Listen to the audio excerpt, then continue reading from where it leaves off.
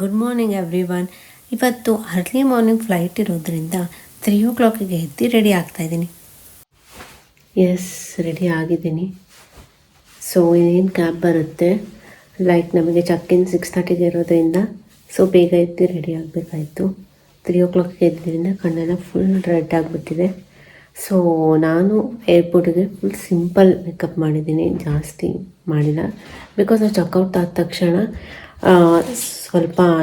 ತಕ್ಷಣ ಅಲ್ಲಿ ನಮಗೆ ಡೈರೆಕ್ಟ್ ಪ್ಲೇಸ್ ಕರ್ಕೊಂಡು ಹೋದಾಗಿಂದ ಸಿಂಪಲಾಗಿ ರೆಡಿ ಆಗಿದ್ದೀನಿ.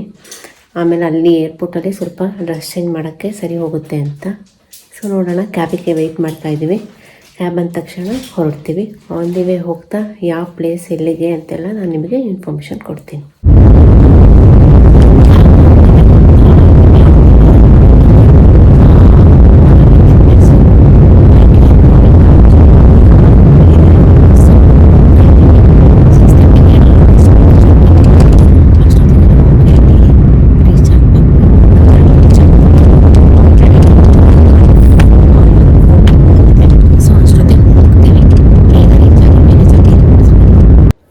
ಏರ್ಪೋರ್ಟ್ ಬಂದು ರೀಚ್ ಆದ್ವಿ. ನಮ್ಮದು ಶ್ರೀನಗರ್ ಫ್ಲೈಟ್ ಬಂದು 7:25 ಇರೋದು. ಅಷ್ಟರಲ್ಲಿ ನಾವು ಚೆಕ್-ಇನ್ ಮಾಡಿಸ್ಬೇಕು. ಸೊ ಲಾಸ್ಟ್ ಚೆಕ್-ಇನ್ ಇರೋದು 6:30ಗೆ, ಅಷ್ಟರಲ್ಲಿ ಚೆಕ್-ಇನ್ ಮಾಡಿಸ್ಬೇಕು. ಬ್ಯಾಗೇಜ್ ಚೆಕ್-ಇನ್ ಮಾಡಿಸೋಣ ಅಂತ ಬಂದ್ವಿ. ಕ್ಯೂ ಅಂತೂ ಹೆವಿ ಇತ್ತು. ಚೆಕ್-ಇನ್ ಎಲ್ಲ ಮುಗೀತು. ಲೈಟಾಗಿ ಏನಾದ್ರು ತಿನ್ನೋಣ ಅಂತ ಲಾಂಜಿಗೆ ಬಂದ್ವಿ. ಲಾಂಜಲ್ಲಿ ಟಿಫನ್ ಮಾಡ್ಕೊಂಡು ಸೀದಾ ಫ್ಲೈಟ್ ಹತ್ರ ಹೋದ್ವಿ.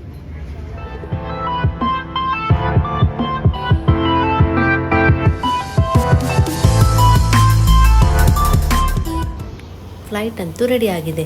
ಟೇಕ್ ಆಫ್ ಆಗೋದು ಒಂದೇ ಬಾಕಿ. Let's go.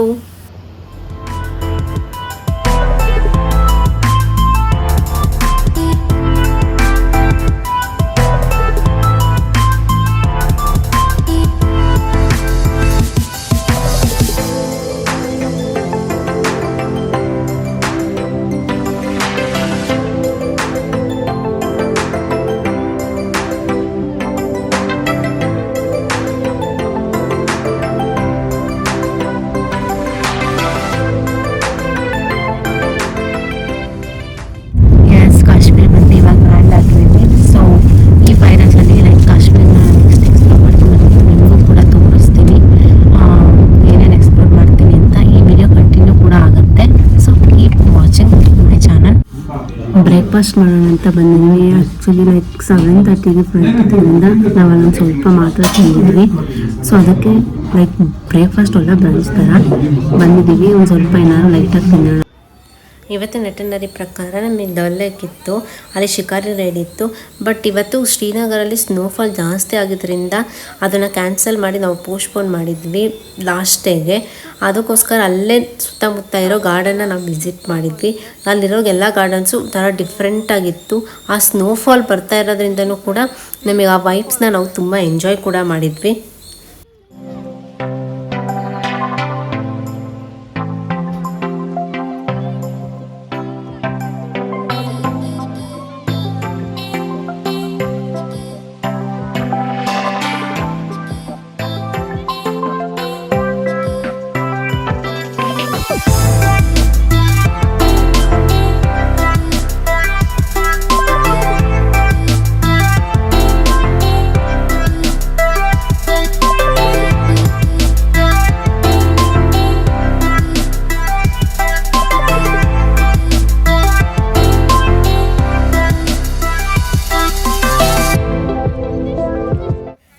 ಚಳಿಗೆ ಬಿಸಿ ಬಿಸಿಯಾಗಿ ಏನಾದ್ರು ಕುಡಿಬೇಕು ಅನ್ನಿಸ್ತಿತ್ತು. ಅದರಲ್ಲಿ ನಾವು ಟ್ರೈ ಮಾಡಿದ್ದು ಕಾಶ್ಮೀರಿ ಕಾವಾ, ತುಂಬ ಟೇಸ್ಟಿಯಾಗಿತ್ತು.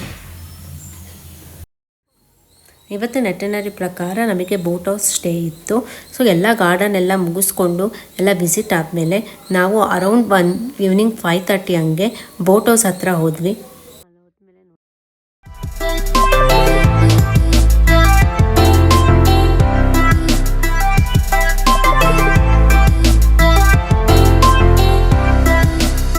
ಈ ವಿಡಿಯೋ ಕಂಟಿನ್ಯೂ ಆಗುತ್ತೆ. ನಮ್ಮ ಬೋಟ್ ಹೌಸ್ ಎಕ್ಸ್ಪೀರಿಯನ್ಸ್ ಎಲ್ಲ ಹೇಗಿತ್ತು ಅಂತ ನಾನು ನಿಮಗೆ ನೆಕ್ಸ್ಟ್ ವಿಡಿಯೋದಲ್ಲಿ ಅಪ್ಡೇಟ್ ಮಾಡಿದ್ದೀನಿ. So keep watching my channel.